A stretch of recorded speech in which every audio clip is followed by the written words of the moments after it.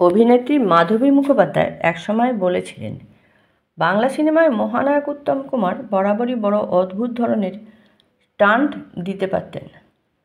সেটা তার অভিনয় জীবনই হোক, চাই ব্যক্তি জীবন। মাধবীর স্মৃতিতে ফিরে আসে 1965 বা 64 সাল।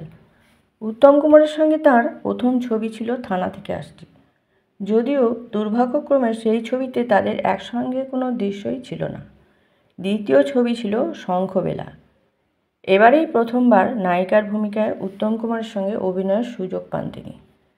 ওই ছবিতে উত্তমবাবু ছিলেন এক মদ্যপ স্বামী আর মাধবী ছিলেন তার স্ত্রী। শুটিংয়ের শুরুর দিকে একদিন হঠাৎ দেখা যায় উত্তম কুমার মদ্যপ অবস্থায় সরাসরি মাধবীর মেকআপ রুমে প্রবেশ করেছেন। মাধবী বিস্মিত হয়ে যান, স্তম্ভিতও বটে। নিজের চোখে যেন বিশ্বাস করতে পারছিলেন না তিনি। মনে হয়েছিল একটা সুন্দর ইমেজের এমন মৃত্যু বুঝি ঘটতে চলেছে। চারদিকে অসহায় দৃষ্টিতে তাকাচ্ছিলেন মাধবী মুখার্জি। তখন উত্তম কুমার জড়ানো কণ্ঠে বলেন, আজকের শুটিংয়ের সিনগুলো তোমার জানা আছে তো? আমি কিন্তু তোমার মদ্যপায়ী স্বামী। তুমি আমায় সহ্য করতে পারছো না, তেমন একটা সিকোয়েন্স না? মাধবী বলেন, আপনাকে আমি সহ্য করতে পারবো আরও অনেককাল, কারণ একসময় আমি আপনার ফ্যান ছিলাম, কিন্তু আজ শুটিংয়ে আপনাকে এই অবস্থায় দেখব তা ভাবিনি।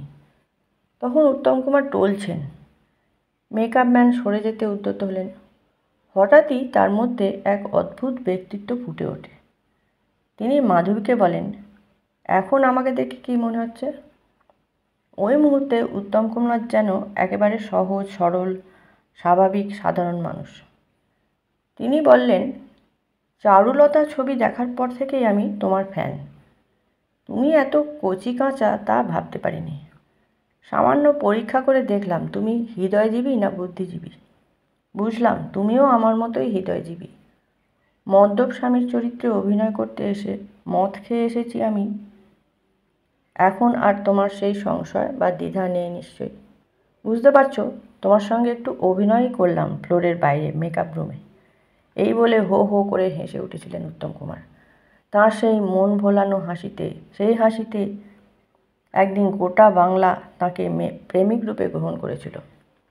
এরপর তিনি আরও বললেন, মাধবী দেবী বিষ খেয়ে আত্মহত্যার অভিনয় করতে গেলে আসল বিষ খেতে হয় না, তেমনি মদ্যপের ভূমিকায় অভিনয় করতে গেলেও মদ খাওয়া লাগে না। এটা ছিল তোমার সঙ্গে আমার প্রথম অভিনয়। ইচ্ছে করেই তোমাকে সহজ হয়ে দেওয়ার জন্য এই ভনিতাটা করেছিলাম। বুঝতে পারছি আমার দিক থেকে আমি সফল হয়েছি, শটে কিন্তু তোমাকেও সফল হতে হবে। মাধবীর মনে হয়েছিল তাঁর কৈশোর ও প্রথম যৌবনের সেই সুন্দর ইমেজের মৃত্যু ঘটল না, বরং উত্তম কুমার সেদিনও উত্তমই রইলেন তার চোখে। হেসে মাধবী বলেছিলেন, আপনি তো বড় টান্টবাজ। পরবর্তীকালে আরও বহু ছবিতে তারা একসঙ্গে অভিনয় করেন। মাধবীর নিজের কথায়, উত্তম কুমারের সঙ্গে কাজ করে তিনি অপরিসীম আনন্দ পেয়েছিলেন। কো আর্টিস্টকে নিজের অভিনয় ও সহযোগিতার মাধ্যমে যেভাবে টেনে নিয়ে যেতে পারতেন উত্তম কুমার, তেমন সহ অভিনেতা হয়তো আর পাওয়া সম্ভব নয়। মাধবীর মনে পড়ে ভারত সরকারের প্রথম ভরত পুরস্কার পাওয়া নায়ক উত্তম কুমারের কথা। পরবর্তী বছরে যখন তিনি নিজেই একই সম্মানে উর্বশী উপাধি পান, শিল্পী সংসদের এক সম্বর্ধনা সভায় উত্তম কুমার ঘোষণা করেছিলেন, আমি মাধবীর ফ্যান। সেই মুহূর্তে নিজের যোগ্যতার বিচার করার আগেই মাধবীর চোখে ধরা পড়ে প্রিয় উত্তম কুমারের অতুলনীয় বিনয়। তিনি বলেন, উত্তম কুমার ছিলেন চিরকালই বিনয়ী, তার মধ্যে কখনো দম্ভ বা অহংকার লক্ষ্য করা যায়নি।